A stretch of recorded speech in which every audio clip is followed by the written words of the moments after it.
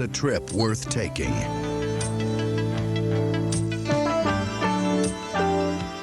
A solidly satisfying actioner, which delivers enough thrills to please the mainline hot weather crowd.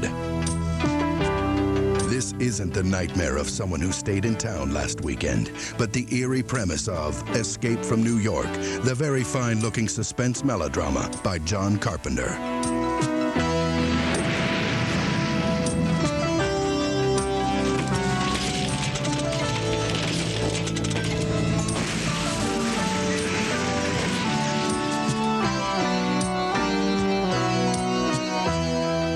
There's got basically two kinds of films. One is a utopian, where you have some bright, happy future that we all want to have, and the other is the dark one. And Escape from New York is extremely dark. It's about a police state, and it's about the world's biggest, most vicious prison.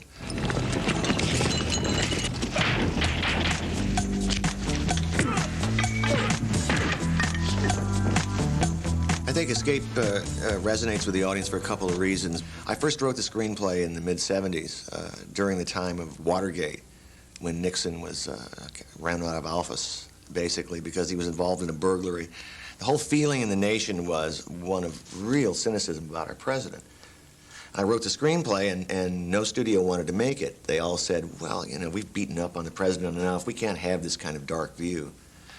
So it languished while American history went on, and I went on to other things. When the movie came out, we were all reacting to the hostage crisis in Iran. And I think that Snake Plissken is a guy who takes on this mission and actually gets it accomplished. And we were all kind of ready for that, because back in those days, the military was put down, and during the Carter years, and wasn't very good, and Reagan was just coming into power, and we hadn't really had Rambo yet. So all of a sudden, this became a world of a whole lot of greed, and the streets became dangerous once again, and it started to escalate into the 90s, and now you have an incredibly violent society. And it seems to me that Escape kind of attends to all of those things. It's kind of America, in a way, put into the future, and it's both our fears and what we would like to have happen. When we went to make Escape from New York, we only had about $6 million. And this was a big, sprawling, futuristic world. It was an inside of a prison. We had to do it very efficiently, and we had to do it with a big scale. 1977, there was a big fire in St. Louis. It burned out a whole bunch of downtown. So we decided, hey, let's move in there and make that New York, because it's basically an Eastern look. We shot at night. We wet the streets down so it reflected the lights, and the town let us shut off all the electricity for blocks and blocks and blocks, and we lit the city. So basically what you've got is this shell, an empty city with a lot of bonfires and rubble in the street. This was a look, a dangerous, futuristic look that we created. It's basically film noir. It's basically from the 40s. There is one real New York shot in Escape from New York. The rest of it is done in St. Louis. But we did shoot the Statue of Liberty. That was a real New York shot right out on Liberty Island. Brought the whole crew and everything, and tied it in. If you watch the shot, it's a long dolly shot that follows a character through a booth, and he walks from the Statue of Liberty on Liberty Island, and you pan him out into the Sepulveda Basin right here in Van Nuys, where the rest of the set was built. And it's put together by a kind of a seamless, dark mat on the camera. There was one sequence we had, I think you'll see in the film, where these helicopters are coming over Central Park. They're dropping food for the prisoners. We needed a big mat shot, because we shot this in the San Fernando Valley. A New World came down with Jim Cameron as a matte painter, and they did it the old-fashioned way with a glass painting. You put up a piece of glass in front of the camera, and you paint on it. And so he was out there in the middle of the daytime painting New York in the background. One of the problems we had making Escape from New York was the special effects, because they were enormous. You had an entire sequence where a glider takes off and flies into New York, lands on top of the Trade Center.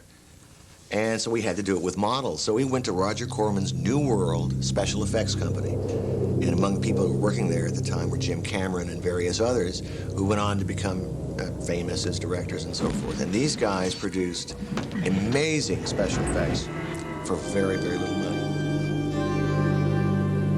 There are a bunch of screens inside the glider, and they look like they're computer generated. Really what that is a full-scale, three-dimensional model made out of white lines with a camera photographing it. We were trying to do what you can now do on your home computer and your video game.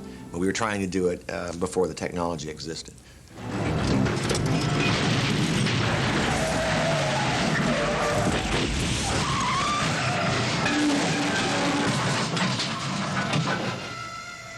Talking about Escape from New York, I have to really bring up Nick Castle. He brought something to this movie that wasn't there before.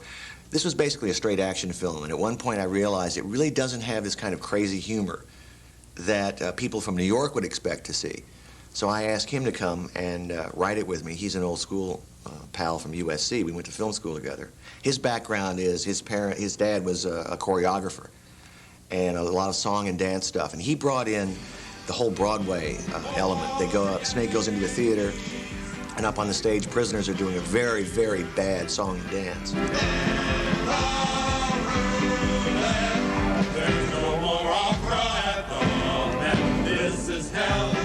Nick invented the Ernest Borgnine character, the cab driver who has the same cab he was driving back before New York, when it was a city.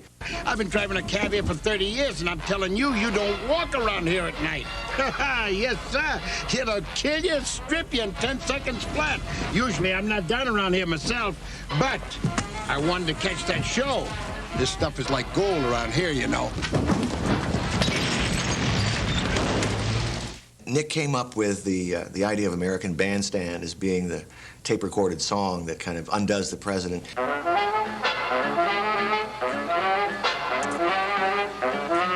His skewed sense of humor was something I think that we needed in this movie in order to not make it quite so bleak. In other words, there were things you could laugh at. There were things you could hang on to. We really needed that. You always were smart, Harold. Just one thing right now. Don't call me Harold. A lot of people who are watching the movie don't understand or won't realize that there's a whole opening reel, 10 minutes of the movie that I cut out. The movie started with inside a bank, a futuristic bank with robots moving along. There are people gathering money, and the bank is robbed by who looks like a maintenance man. It turns out to be Snake Plissken. And he runs down a corridor and up through the desert and into a subway station. He finally takes off his maintenance uniform, and his accomplice is there. He's hot-wiring the subway train that runs basically from Florida all the way to San Francisco, underground. And very quickly, we learn that these two guys are bank robbers on a big scale, and they manage to commandeer the subway train and get inside. And they ride all the way to San Francisco, thinking, of course, that they've made it and that they're going to get away with it.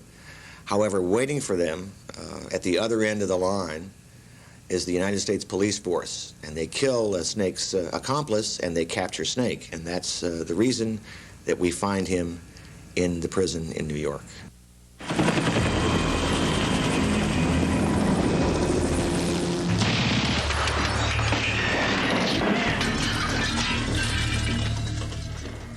Escape from New York was an action science fiction picture. But basically, if I had to be really honest with you, it's a Western. It's a Western in every essence because it's an odyssey. It's a lone gunfighter who has to go up against both the figures of authority and the criminals. And that's what Snake Plissken is. You know he's the hero. You know he's the guy you're rooting for. But he's a bad guy. He's a gunfighter. He's a guy who'll blow your head off. You want to see him sprayed all over that map, baby? Where's the president? Swear to God, Snake, I don't know. Fuck with me. I like to make Westerns and odyssey movies. Assault on Precinct 13. Actually, Starman is a kind of a Western. And the movie I'm just making now, In the Mouth of Madness, is basically an odyssey Western. It's a balls-out horror movie, okay? But it has Western elements to it.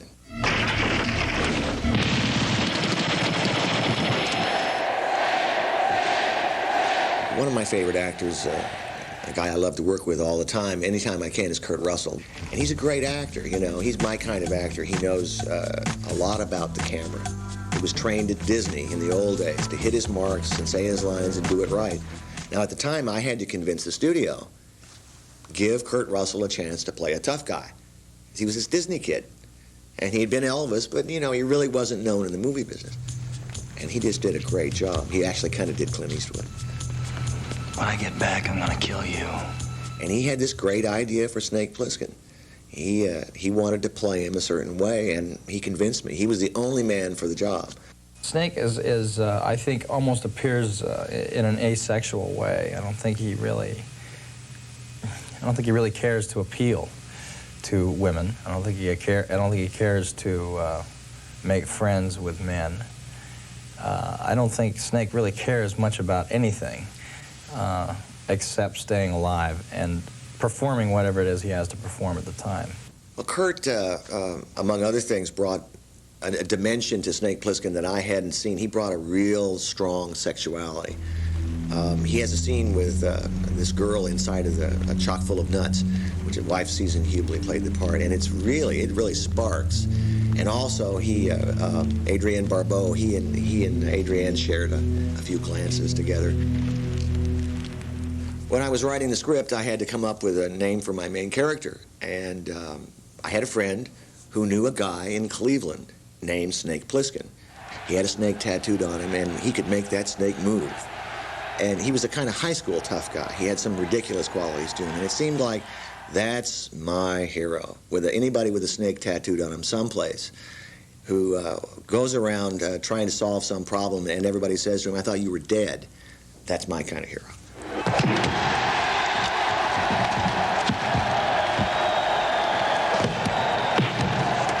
One of the most difficult scenes to shoot was the match between Snake and this giant guy, okay?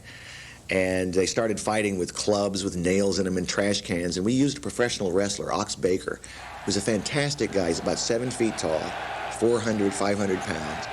And the idea was they were supposed to beat the hell out of each other, except it's a movie.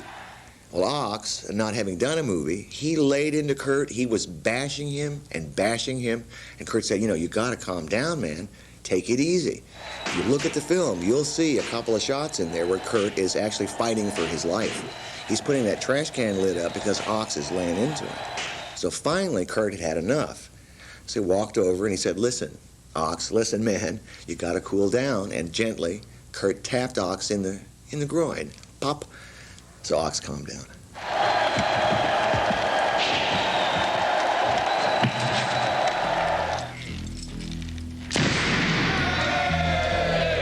What did I teach you?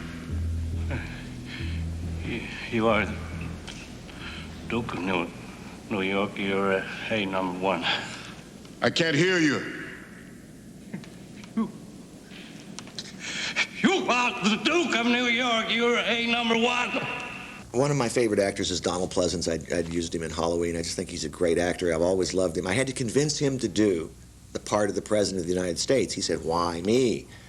So I made up this long story about the fact that the President somehow got involved with Margaret Thatcher, and Reagan becomes a lord, and the President is basically their son. God save me and watch over you all. And he's come over here, and he's running the place, but he's kind of the right-wing ideologue of the 80s. That's who Donald played.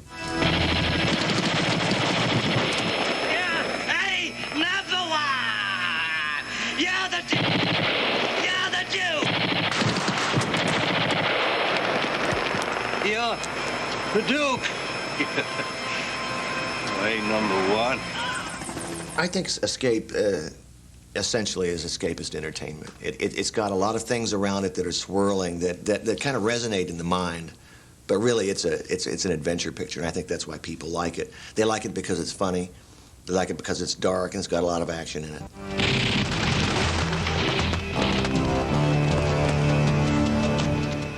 Good science fiction has to have an element of truth. There's something about it that you have to believe. You have to believe it's possible. I believe that it's possible that New York could become a prison. It's not that hard. Just seal it off. There you go. It's actually kind of like that now. And I think there's something that resonates for the audience when it's true. And there's got to be some truth in any film. And I wouldn't hesitate to call something great until it kind of exists for a while. Maybe 10 years, maybe 15, 20 years. Then let's look back and see what the great films are.